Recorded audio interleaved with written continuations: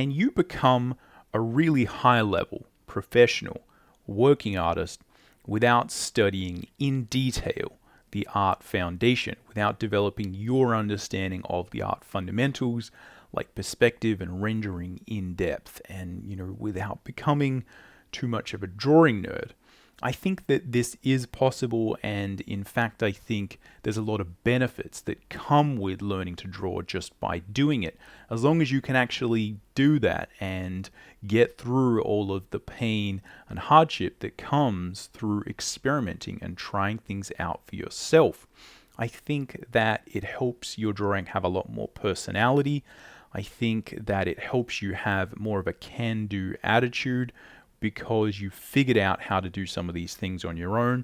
And I think it also tends to give artists who approach their drawing like this a better understanding of design and how the audience functions. In this video, I want to unpack these concepts in more detail and share with you why I think you can skip or minimize your understanding of the foundation and still become a high-level professional working artist. Let's get started. Just quickly, my name's Tim McBurney. I've been a professional working artist for 20 years, and a hobby of mine is teaching drawing, and I do that in person and also on this YouTube channel and through my site, The Drawing Codex. Now, I didn't always start out with a solid understanding of the fundamentals. Now I have really delved pretty deep into the concepts of rendering and perspective, despite, if you look at my work, being pretty cartoony and based on a comic book line and color style. I've put a lot of effort into understanding these fundamentals, and I found it very beneficial to my career as a freelancer.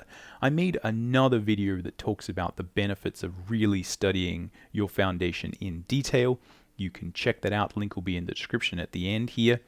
But the thing is, I have a lot of friends who, because they were the same sort of age as me, they didn't have a big access to this sort of foundational art college or one of these big places you go and you learn perspective and rendering. And, when I talk to them now, they don't really care about a lot of this stuff. They don't really understand the perspective and rendering and just all that technical stuff that I do, and they don't really care about it. If I start talking about it, their eyes glaze over, they get super bored, but they're very successful. I know a lot of very, very successful artists who don't really think about art this way. They have gotten where they are just by doing it. So in this video, again, I want to talk about that interplay between these two things and the benefit that you're going to get if you approach it in a little bit more of an auteur, just drawing and having fun and learning image by image. The trick here is you have to know a little bit about yourself to make a good decision here.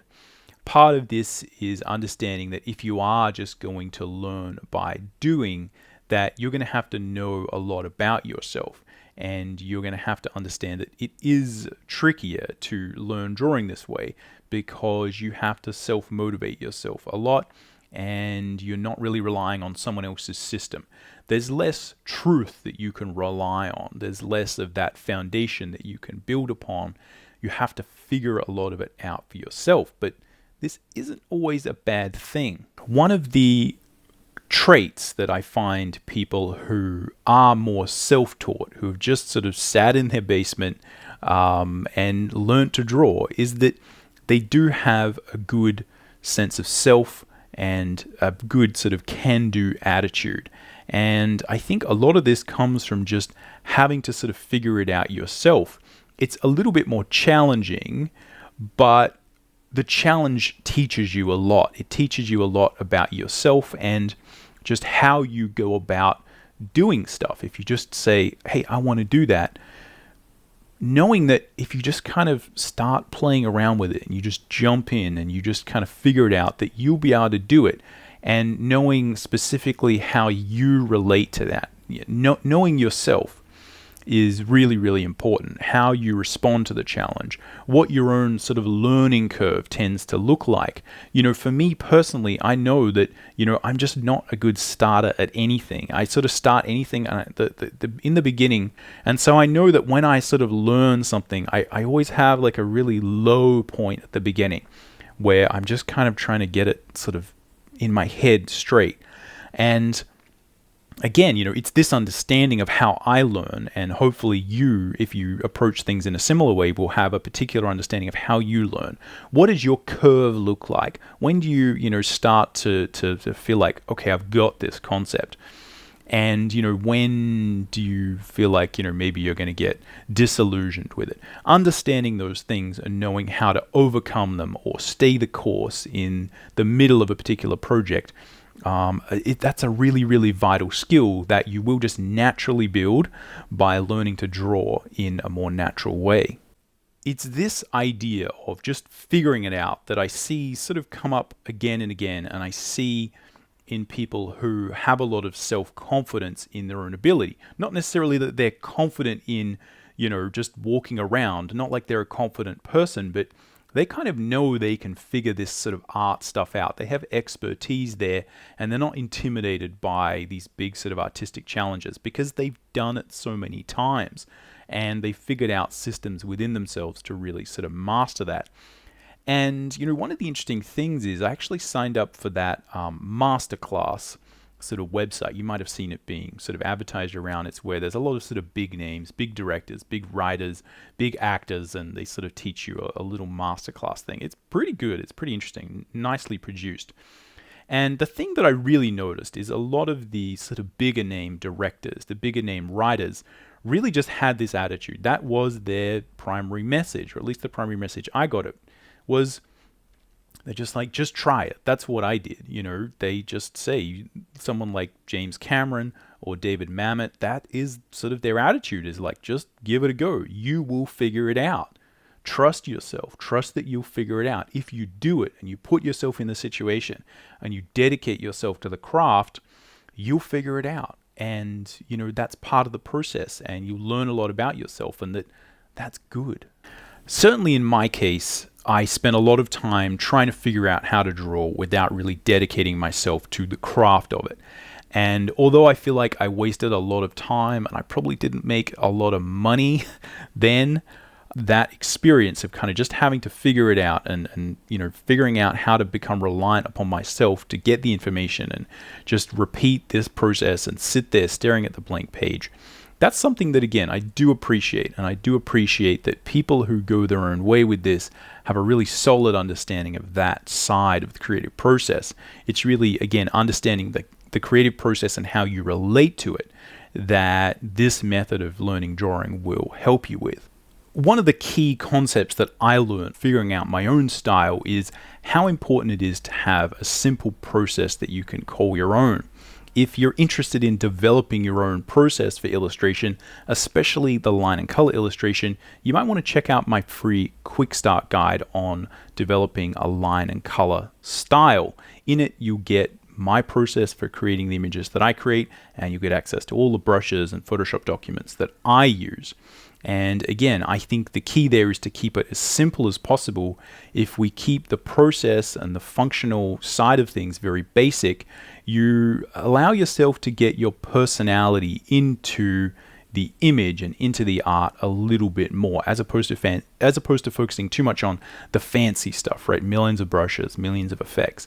Keep it simple, and I think you'll find out a lot more about the actual art side of it. Personality is the second thing here that I think you will really benefit from if you focus on learning by doing. The number one thing here is that by not looking externally for a large set of rules or things that are going to save you, if you kind of look more to yourself and just kind of try and figure it out image to image, then you just are naturally going to have your own personality in your work in a much larger way than if you sort of are studying someone else's system or someone else's set of fundamentals, or this is how light should work, this is how composition should work, this is how perspective should work.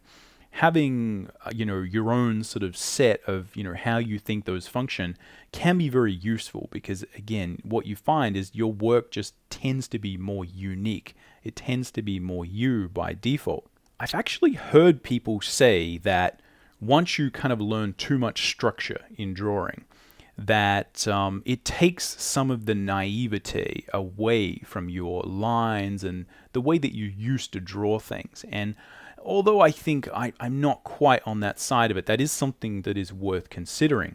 When we're just drawing in a naive way and we don't have a good understanding of perspective and rendering and all that kind of stuff, there's a natural way that we just tend to kind of put lines down, and that can actually be very appealing. And if you study all of this structural technical stuff too much, it can rob you of that, or at least it can be very challenging to get that back. Another side of that coin is another story that I've kind of heard is people who very early on in their career went to work at a big studio. So somewhere like a big Disney studio where you go and study, animation, and then very, very quickly you sort of get working on big sort of film projects. And I think the thing there was that what those artists found is that because working in such a sort of house style, in a house methodology, getting into production so early really put an indelible imprint on their artistic style that they actually can't get rid of. It's very challenging for them to kind of get rid of that house style, because it's kind of part of how they were taught to draw and all the rules that they've got. And, that can be very frustrating because, again, that takes away the personality that you have. So really figuring it out on yourself is a much better way for you to sort of avoid that and really figure out who you are to develop your own style. Now, for working in an industry and fitting into a slot, being a cog in a machine, having a strong foundation and fitting that house style is really important, right? That's sort of what gets you the job and what allows you to stay in the job and move up. But I think there are a lot of other opportunities for artists these days as opposed to just working in the entertainment industry.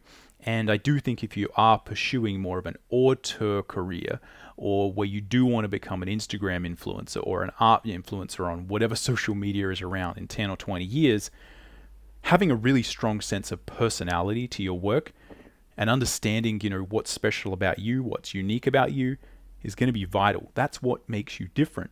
That's what makes you stand out. And to a certain degree, that's what's really, really valuable.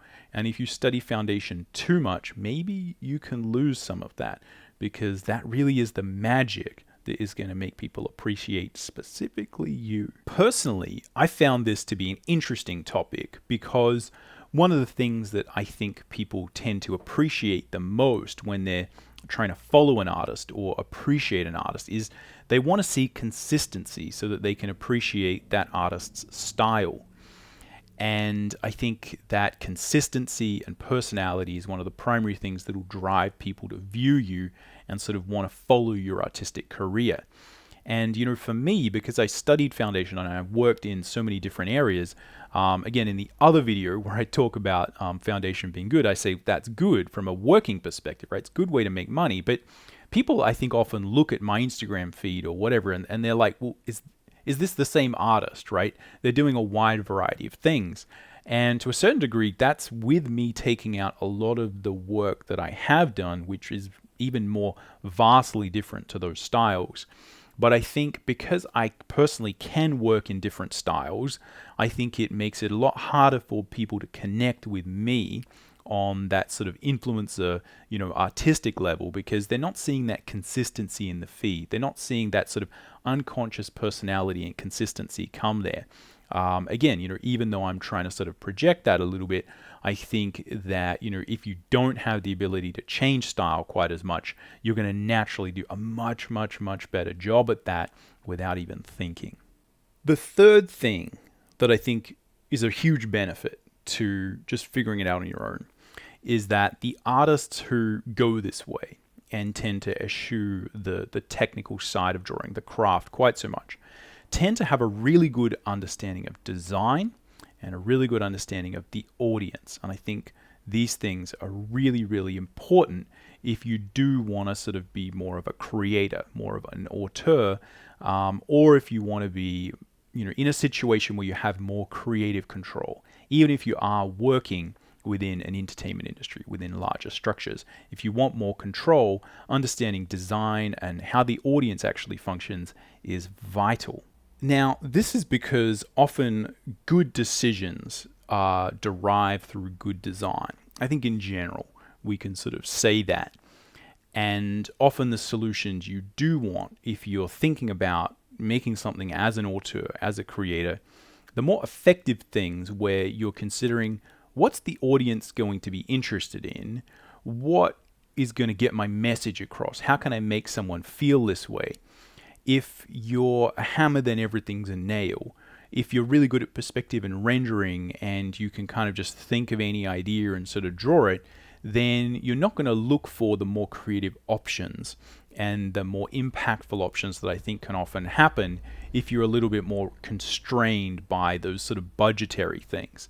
And I think that's why, again, if you just kind of figure it out by yourself, the solutions you're going to come up with are going to be slightly more geared towards efficiency and design and thinking about it as a larger picture and including the audience in that sort of calculation, as opposed to just, I'll just make it shiny, I'll just make it look as cool as possible and as shiny as possible. So again, design, I think, is one of the primary benefits you get from this, being able to think through the problem, think of what the audience wants, and come up with a good solution that doesn't just involve drawing a better, prettier picture. It's this idea of following the audience and considering the audience as a major part of the equation that is also really, really important. Because if you're just sort of figuring it out yourself, one of the main ways that you often do that is by making things and seeing what people think of them. Versus if you are, at an atelier or you're at a design school or somewhere where they're teaching you, like traditional perspective and rendering, you're going to start to think about, how do I impress this teacher? How do I impress my other peers? How do I impress this idea of becoming an amazing technical artist? As opposed to sort of going straight to the audience and saying, how do I make that person feel what I'm feeling? How do I transfer my emotions and the ideas in my head to that person? How do I create art that makes them feel something? And I think it can be dangerous if you study the foundational stuff too much to get sidetracked by good art is sort of good rendering and good perspective, because again, you get a lot of kudos for that. You get a lot of people saying, wow, that's amazing. That doesn't necessarily transfer though into anyone caring at all about the art you're creating. And I think that's because focusing on rendering and representational drawing is really missing the point of especially the modern era, but in general, just the way humans function. Especially today, people don't care whether or not your rendering is amazing or whether the illustration is, perfectly composed or anything like that. And the reason for that is well-composed, well-rendered images and illustrations are everywhere. Most people are exposed to a huge variety of really impressive, cool-looking images all the time. And I think to a certain degree, they take it for granted now. They're so used to seeing those cool splash screens on, the start of the games they're playing, and all of the cool art and all of the cool stuff that's happening in the world. The level of sort of, television that's happening, the special effects you can get. People take for granted that, you can create this highly rendered photorealistic thing. It's like, well, yeah, of course, I see it all the time. And, I think that the best anecdote I always look for this is that, often if you're just sort of looking at people on Instagram, this highly rendered image that may have taken like 40, 80 hours or something, often doesn't get as many likes as some like little sketch someone's done, where they put the pencil there. And I think that's because people see that that's a thing someone really did. Someone drew that, I can see, because there's a pencil.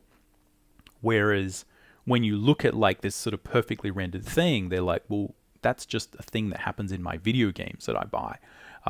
People don't make that. And it's like, yeah, people do make that and they get paid a lot of money to do it. But your average person doesn't care about that. They only care if it's wrong. They only care if they're looking at that highly rendered splash screen and it's not very good. Because they're all good, because there's so many good artists out there creating it. But people notice when it's not good. They notice when it's meant to be highly rendered and it's wrong. It's not rendered and the perspective's off. They notice that. They don't care if it's really well done in general. If there's not some idea behind it that they can connect to, the fact that it's well rendered is completely, utterly irrelevant to your average viewer. What they do care about is, does it make them feel something? Is it interesting? Does it have a unique emotion? And, you can see people combine very realistic, really good rendering with interesting ideas. And that's like almost, that's very, very effective. It does all of the things you want. But you also see people find other ways to create very interesting images for people and to communicate and tell stories. And I think it's just one of these things that I notice people who sort of have figured it out on their own just naturally tend to talk more about the fact that what they're doing is going to be consumed or played or looked at or read or watched by someone, as opposed to people who are maybe working in an entertainment industry who are mostly focused on improving their rendering. And the kind of things they'll talk about are just how, did you see this thing and how good this person did at the rendering or the composition or the artistic stuff. So it's a slightly different attitude that you tend to build, and it's going to sort of be a different person, right? You're not necessarily just going to be able to choose, do I really hit the foundation hard or do I kind of figure it out on my own? Different people are going to approach this differently, and they're going to get a different career and have different ways to succeed and different ways to fail. But at its core, yes, you can become a high-level professional working artist without, hitting the foundation that hard. But you're going to need an entrepreneurial mindset, and you're going to need to make sure that you actually do it and you create a lot of art and you're interested in it and you pay attention to what people care about and you keep creating it and you keep going, versus the more reliable career options that are available if you focus on foundation and sort of just get good at drawing and stuff. There's more opportunities there, even if you haven't sort of necessarily figured out the audience side of it. So again, it's a complicated, nuanced issue. It's not a selection. It's not a choose your own adventure. It's more about knowing who you are and then understanding, is it possible for me, and what type of options and possibilities are going to be open for you. At its core, the base idea here is that there's not really any formula to make sort of art, but you can really build the craft side of it, and there's many, many career opportunities for artistic crafts people. If you can combine these, though, again, that's where you will gain a lot of sort of power and a lot of potential traction. So it's not necessarily either one or the other, it's finding a good balance. When I went to create one of the major courses that I created, the Line and Color Academy, which goes over how to build a ritual and master the craft of line and color, one of the things that I went through there is this idea of like, well, there's multiple ways to do it. And the percentage that I really recommend is to, even if you are hitting this foundation pretty hard, is only sort of 20 to 30% of your time should be spent working on that foundation. And that no matter what you're doing, you should spend most of your time actually creating the art that you want to create, because that's what will teach you how to do all the important things that I've talked about in this video, which I think are going to be more and more important for artists going forward, regardless of where you want to work or what kind of job you want. I think ultimately all of these skills are very important. Hopefully this video has outlined some of the pluses and minuses and things to work towards, and again, what benefit you're going to get from taking a particular approach. Now, if you are interested in building a strong art foundation and you want to know the benefits that that might have and my sort of recommendations and why I think it's so important, go check out this video, which goes over that in a little bit more detail in a similar way to this video. Other than that, catch you around. Happy drawing.